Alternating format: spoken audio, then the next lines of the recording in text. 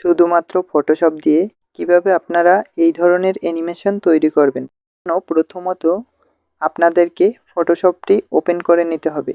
এরপর একটি ছবিকে সিলেক্ট করে নিতে হবে এবং যে ছবিটিকে আপনারা কম্পেয়ার করবেন সেই ছবিটিকে আমাদেরকে ফটোশপে নিয়ে আসতে হবে। এখন আমাদের কাজ হলো দুটি ছবিকে একই জায়গায় নিয়ে আসা। এর জন্য আমাদেরকে ছবিটিকে Ctrl+T দিয়ে অথবা ম্যানুয়ালি সিলেক্ট করে কপি করার জন্য Ctrl+C ক্লিক করতে হবে। এখন আমাদেরকে দুটি ছবিকে এক জায়গায় নিয়ে আসতে হবে। এর জন্য আমরা দ্বিতীয় ট্যাবে চলে যাব। এখানে এসে Ctrl+V দিয়ে পেস্ট করে দেব। আমাদেরকে ফার্স্ট লেয়ারটি সিলেক্ট করতে হবে, দেন এটাকে আমরা মাস্ক করে দেব। এখন আমরা এখানের ব্যাকওয়ার্ড কালারটিকে কালো করে দেব। হয়তোবা এখানে কারো সাদা কালার থাকতে পারে, এটাকে অবশ্যই চেঞ্জ করে কালো করে দেব এবং Ctrl+ব্যাকস্পেস ক্লিক করব। এখন আমরা দেখব আমাদের কাজটি হয়েছে কিনা। এর জন্য আমরা শিফট চেপে ধরে মাউসের কার্সারটিকে এক পাশ থেকে অন্য পাশে নিয়ে যাব। এই ক্ষেত্রে আমাদেরকে কার্সারটিকে সঠিকভাবে ধরতে হবে, নয়তো আমাদেরকে অ্যানিমেশনটি দেখতে একটু সমস্যা হতে পারে। ফাইনালি আমাদের অ্যানিমেশন রেডি। এখন আমাদের এইটিকে গিফট অথবা ভিডিও আকারে সেভ করার জন্য যে রুলসগুলো বা স্টেপগুলো ফলো করতে হবে, এর জন্য উইন্ডোজে গিয়ে টাইমলাইনে ক্লিক করতে হবে। আপনারা অবশ্যই আমার মাউসের দিকে খেয়াল রাখবেন আমি কোথায় কি নিয়ে যাচ্ছি। দেন আমাদেরকে লেয়ার অপশনে ক্লিক করতে হবে।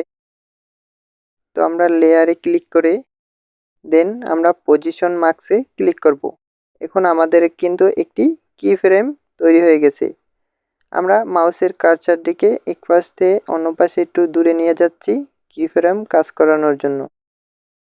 এখন আমরা ওই একইভাবে শিফট প্রেস করে এক পাশ দিয়ে অন্য পাশে নিয়ে যাব। এখন ছেড়ে দেব। আমাদের কিন্তু অ্যানিমেশন অর্ধেক প্রায় রেডি হয়ে গেছে। আবার আমরা কার্সারটিকে অন্য পাশে নিয়ে শিফট চেপে ধরে আমরা এক পাশ থেকে অন্য পাশে নিয়ে যাব। এটা যারা ভিডিও এডিটিং করেন তারা কিন্তু এই কি ফ্রেমের বিষয়টি বুঝে যাবেন অলরেডি। এখন এটাকে আমরা গিফট আকারে সেভ করব। এর জন্য আমরা সেভে যাব, দেন আমরা কম্পিউটার অপশনটি সিলেক্ট করব। যেহেতু আমরা এটিকে গিফট আকারে সেভ করতে চেয়েছি তাই গিফট অপশনটি সিলেক্ট করব। দেন আমরা এখানে একটি ফাইলের নাম লিখে দিব। আপনি আসলে যে নামে সেভ করতে চাচ্ছেন সেই নামটি দিয়ে দিতে পারেন। যেরকম এটাকে আমরা আফটার এবং বিফোর অ্যানিমেশন নামে সেভ করতে পারি। ফাইল নেমটি দেওয়ার পর আমাদেরকে অবশ্যই সেভ অপশনে ক্লিক করতে হবে। এখন আমরা এই সেম জিনিসটিকে ভিডিও ফাইল হিসেবে সেভ করব। এর জন্য আমরা থ্রি ডটে ক্লিক দিব, তারপর রেন্ডার ভিডিও অপশনটিকে সিলেক্ট করব। দেন আমরা এখানে ফাইল নেমটি চেঞ্জ করে নেব। ভিডিওটি এখনও যারা দেখছেন তারা অবশ্যই চ্যানেলটিকে লাইক, কমেন্ট এবং সাবস্ক্রাইব করে দেবেন। এবং এই ক্ষেত্রে আরেকটি নোটিশ হলো যে আপনাদের গ্রাফিক ডিজাইনের উপর কিন্তু কোনো ভালো টিউটোরিয়াল আমি এখনো পর্যন্ত দেখিনি। যদি আপনারা কোনো বিষয়ের উপর নির্দিষ্ট টিউটোরিয়াল চান অবশ্যই কমেন্ট করে জানাবেন, যাতে আমি পরবর্তীতে আপনাদের ওই অনুযায়ী ভিডিও তৈরি করতে পারি। দেন আমরা ফাইলটিকে একটি লোকেশনে সেভ করে দেব।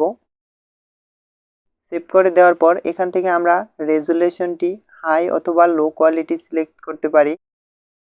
এরপর আপনাদের খুশি মতো আপনারা কত এফপিএসে ভিডিওটি সেভ করতে চান আপনারা করে নেবেন। এই ক্ষেত্রে অবশ্যই আপনারা 60 এফপিএসে করলে আপনাদের ভিডিও এডিটিংয়ের ক্ষেত্রে অনেক সুবিধা হবে। দেন আমরা সব কিছু সিলেক্ট করে আমরা রেন্ডার অপশনে ক্লিক করব। দেন আমরা কিন্তু ফাইলটিকে সেভ করে দেব।